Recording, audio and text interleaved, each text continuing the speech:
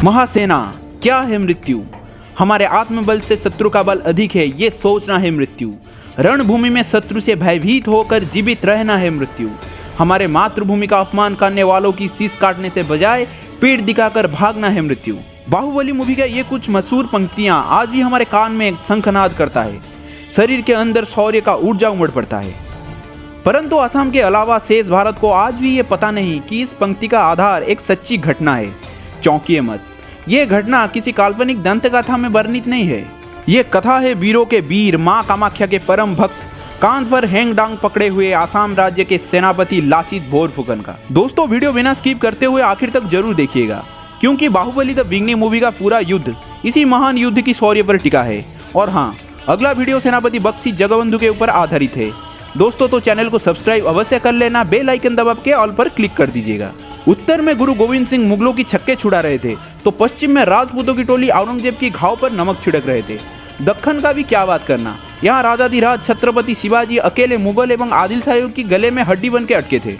बार बार हार का स्वाद चखते चखते औरंगजेब पूर्व की ओर अपने विजय रथ दौड़ाने का निश्चय करता है। परंतु उससे क्या पता था, पूर्व दिशा में महाकाल समान हाथ में हेंगडांग पकड़ा हुआ आसाम राज्य के सेनापति लाचित खड़ा था।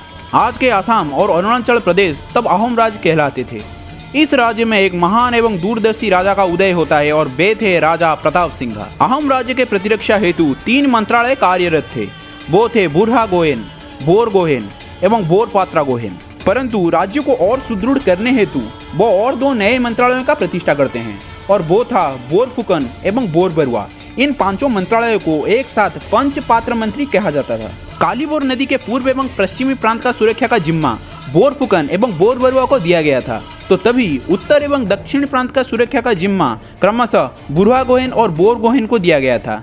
दफला पहाड़ी से लेकर ब्रह्मपुत्र नदी तक का हिस्सा बोरपत्र गोहेन के अधीन था। राजा प्रताप सिंह न सिर्फ एक महान योद्धा थे, अपितु वे ज्ञानी व्यक्तियों को अपने दरबार में नियुक्त करके उनसे उनका समस्याओं के ऊपर विचार को भली भांति समझते थे। इन्हीं में से एक महान व्यक्ति थे सुकुति। उनका कर्मनिष्ठा से खुश होकर महाराज प्रताप सिंह उनको बार तमुली अर्थात राज्य उद्यान के अधीक्षक की पद पर अधिष्ठित करते हैं। बाद में उनका काम इतना सराहनीय होता है कि लोग उन्हें मामा तमुली के नाम से बुलाते हैं। यहाँ तक कि मुगलों ने राजा प्रताप सिंह को महादेव एवं सुकुति को उनके नंदी बुलाते थे, क्योंकि जंग में इन दोनों की जोड़ी को हराना मुगलों के लिए असंभव था। कुछ कालांतर के पश्चात राजा प्रताप सिंह के बड़े पुत्र राजकुमार चक्रध्वज सिंह ने शासन बागडोर अपने हाथ में लेते हैं। 1300 शताब्दी से अहोम राज्य के ऊपर मुगलों के द्वारा बार बार हमला किया गया और अहोम राज्य 17 बार मुगलों के आक्रमण को निष्फल कर दिया। परंतु मीर जुमला के नेतृत्व में अहोम साम्राज्य के ऊपर एक ऐसा प्रचंड वार होता है जिसको अहोम राज्य सह नहीं पाया और मुगलों के सामने घुटने टेक दिए। युद्ध के क्षतिपूर्ति हेतु अहोम राज्य को मुगलों के सामने 3 लाख स्वर्ण मुद्रा रखना पड़ा। हद तो तब हो गई जब 2 अहोम राजकुमारियों को मुगलों के हरम में मुगलों के भोग विलास के लिए भेज दिया गया। दुख एवं शर्म के मारे अहोम राज्य जमीन पर लौट रहा था। तभी एक सुखद समाचार अहोम राज्य को चुंबन करता है, और वो संवाद था लाचित के नेतृत्व में अहोम राज्य की सेना मुगलों को खदेड़ चुके हैं। बारगोड़ा महल एवं सुरकेश्वर पर्वत जीता जा चुका था, और ये दुष्कर काम कर दिखाया था वही सुकुति के बेटे लाचित ने। विलक्षण पिता से विलक्षण पुत्र का उत्पन्न होना तो बनता है। इसी बात से प्रफुल्लित महाराज चक्रध्वज सिंह लाचित से मिलने उनको दरबार में उपस्थित होने का आदेश देते हैं। परंतु लाचित राजा के आदेश को सविनय टालते हुए अहोम राज्य के पूर्वी तट को सुदृढ़ बनाने के लिए किलों का निर्माण करते हैं। लाचित के कर्मनिष्ठा से प्रसन्न राजा चक्रध्वज ने ललित के पास एक अद्भुत तलवार का भेंट देते हैं, और उसका नाम था हेंगडांग। देखते ही देखते लाचित को सोलाधर बरुआ एवं अश्वशाला के निरीक्षक और बाद में अहोम राज्य के पूर्वी सीमा के सेनापति बोरफुकन के पद पर बिठाया जाता है। लाचित को पता था, अगर मुगलों के हमले को रोकना है तो पूर्वी सीमा को किलेबंदी करना अत्यंत आवश्यक है, क्योंकि सारे हमला ढाका से होते हुए गुवाहाटी के रास्ते होता था। इसलिए लाचित को तुरंत कुछ फैसला लेना था। परंतु समय ना के बराबर था। मुगल ढाका से होते हुए गुवाहाटी पहुंच चुके थे। करे तो करे क्या, पर लाचित को प्रभु श्री कृष्णा के बाणी भली भांति ज्ञात था, चाहे बल से या फिर छल से धर्म का विजय होना चाहिए। इसी बाणी को याद करते हुए लाचित ने एक बेहतरीन दाव चलाया।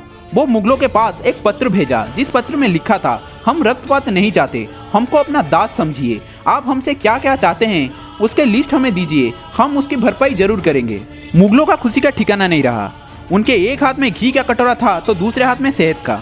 लाचित जानबूझकर भर भर के मुगलों के पास तोहफे भेजवाते हैं और जानबूझकर नेगोशिएशन में समय व्यतीत करते हैं।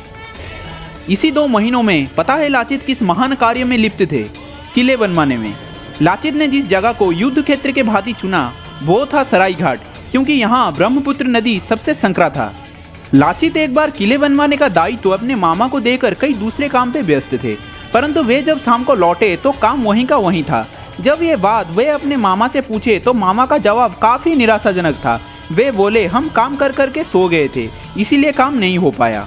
ये वाक्य सुनकर लाचित का गुस्सा कहर बन के टूटा एवं वे हेंगडांग की एक ही वार से अपने मामा का सर धड़ से अलग कर दिया एवं चिल्लाकर बोले, मेरे राज्य से बढ़कर कोई नहीं।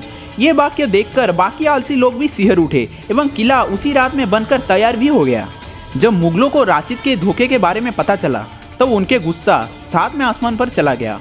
मुगलों ने 30,000 पैदल सैनिक, 15,000 तीरंदाज, 18,000 घुड़सवार, 5,000 बंदूकधारी, 1,000 तोप एवं एक विशाल नौसेना लेकर अहोम राज्य पर हमला कर दिया। परंतु अहोम राज्य पूर्ण तैयार था।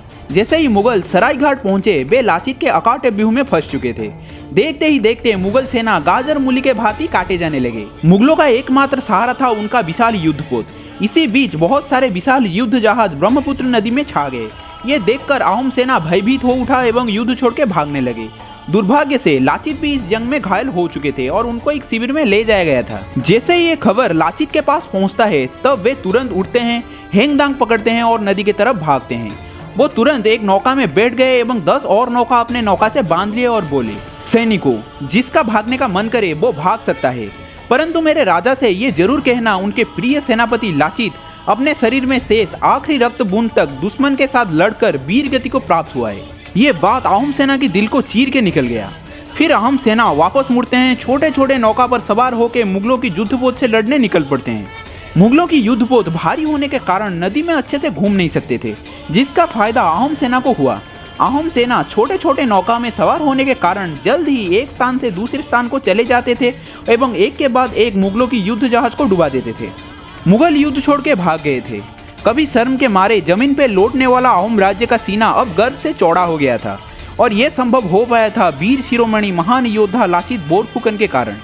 ये कथा था अहोम राज्य के पतन एवं पुनरुत्थान का, कथा सूझबूझ एवं रण कौशल का, कथा स्वाभिमान का, और ये कथा था वीर शिरोमणि आसाम भूमि के महान योद्धा लाचित बोरफुकन। दोस्तों, अगर वीडियो अच्छा लगा तो लाइक कर देना। और हाँ, हमने बहुत सारी योद्धाओं का बायोग्राफी आपके सामने लाए थे और आगे भी लाते रहेंगे।